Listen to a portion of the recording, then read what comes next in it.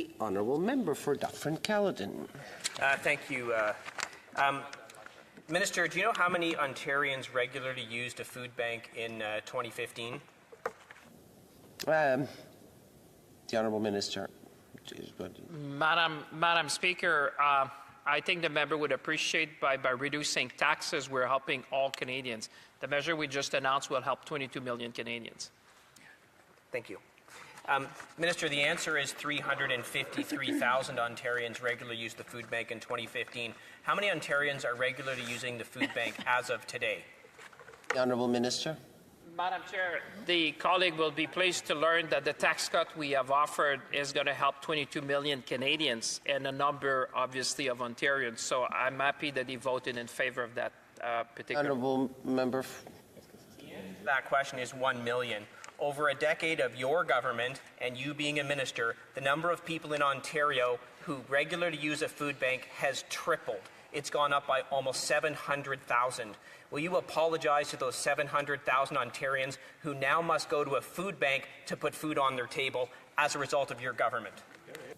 The honourable minister. Speaker, in terms of apology, I think the member should apologize to all Canadians to have voted for every measures that would support Canadians, whether it's about childcare, whether it's about dental care, whether it's about any program that helped Canadians, the member has voted against. That's not exactly good, Madam Speaker. For Dufferin-Caledon.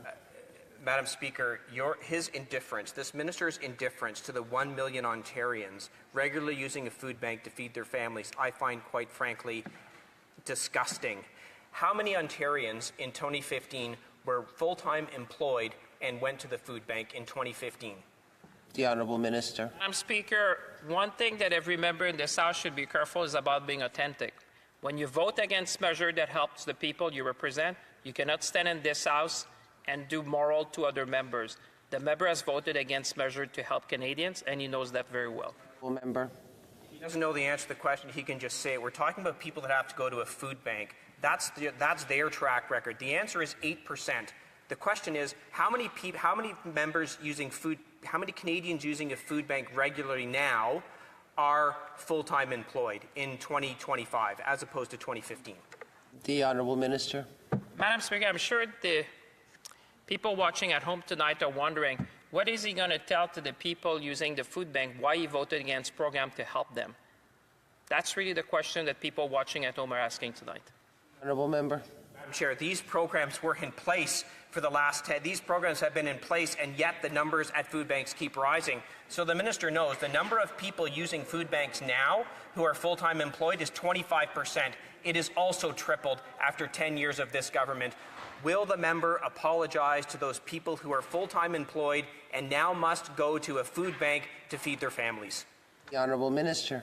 Madam Chair, would the member apologize to the children of Canada and the children in his riding when you voted against a food program for children?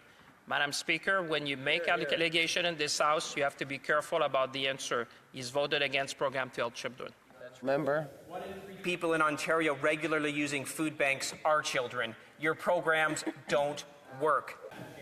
The member said that in 2023 that he was going to work hard at making groceries more affordable. Did grocery prices go up or down after he made that statement? The honourable minister. Madam Chair, the question that Canadians are asking tonight when they're watching, and I have a lot of respect for the member, but why did he vote against a national school food program for children? That's the question that people are asking tonight. If he wants to go in this line of questioning, I'm happy to answer, but people...